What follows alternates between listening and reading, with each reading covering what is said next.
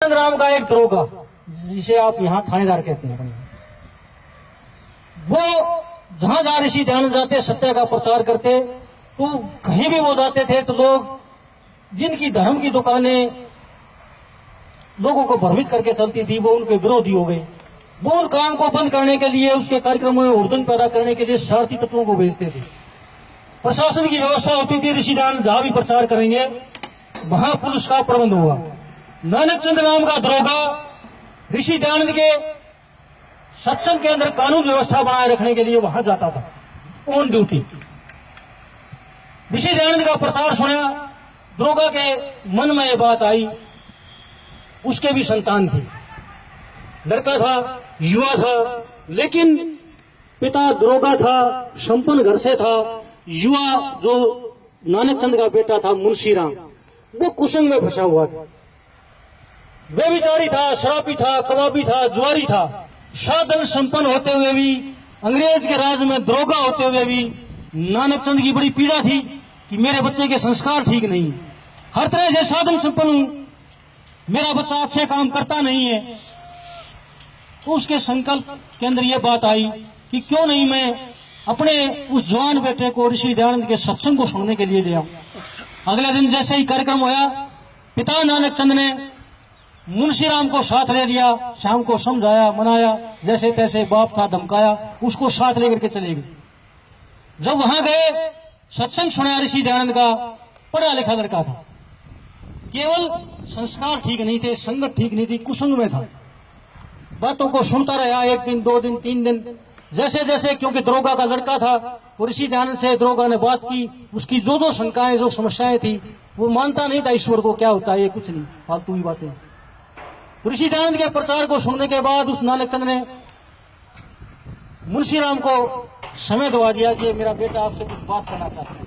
उन्होंने बात की, सवाल जवाब हुए, सभी बात करने के बाद वो मुंशीराम कहने लगा, स्वामी जी आपकी लगभग सभी बातें अच्छी हैं, मैं सहमत हूं, मैं भ्रमित हूं, मैं कुसंग में हूं, लेकिन मुझे एक विश्वास नहीं होता कि ये परमात्मा है कि नहीं है, ये विश्वास दिलाओ।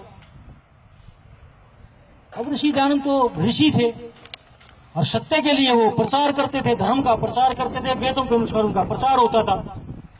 उन्होंने कहा, मुंशीराम ऐसा है नौजवान, ये मेरे बस की बात नहीं, मेरा काम है जो बातें वेद शास्त्र के अनुसार है वो आपके सामने रख सकता हूं।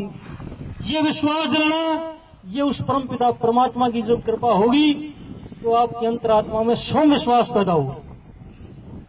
तो मुंशीराम जैसे ही ऋषि दयानंद के इन शब्दों को सुनता है तो कहते हैं अंतरात्मा उसकी इस तरह विश्वास से भर गई कि इतना विद्वान व्यक्ति, ऐसा सन्यासी, और वो कहता है मेरे बस की बात नहीं है, तो ईश्वर की मेहर होगी। और कहते हैं उसकी आत्मा के अंदर ये विश्वास पैदा हो गया कि ईश्वर है, और उसने ये मान करके अपने जीवन को पवित्र बना लिया, सभी कुसुमों को छोड़ दिया। आगे चल करके यही मुंशीराम ऋषि दयानंद के देहांत के बाद जब उस कुसंग को छोड़ करके धर्म के सत्य के मार्ग पर चला, तो ये मुंशीराम स्वामीश्वरानंद बने। 1905 से पहले पूरे हिंदुस्तान के अंदर कोई भी हिंदुओं की कन्या पाठशाला, 5वीं तक का कोई स्कूल नहीं था, 5वीं क्लास का कोई स्कूल नहीं था पूरे हिंदुस्तान में हिंदुओं का। ईसाइयों के कुछ स्कूल होते थे, साधन संपन्न लोग बेटियों को कोई वहां पढ़ाता था, वो अपने हिसाब से शिक्षा देते थे।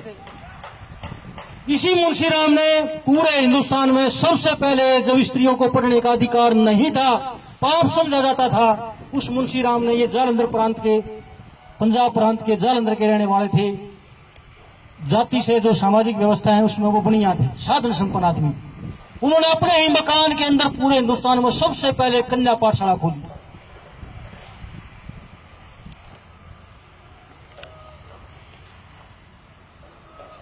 उसी कन्या पाठशाला के अंदर अपनी बेटियों को पढ़ने के लिए बैठाया। समाज ने तिरस्कार किया, लोगों ने बहुत इधर उधर की बातें कही कि लड़कियों को पढ़ाने लगे, बहुत विरोध किया।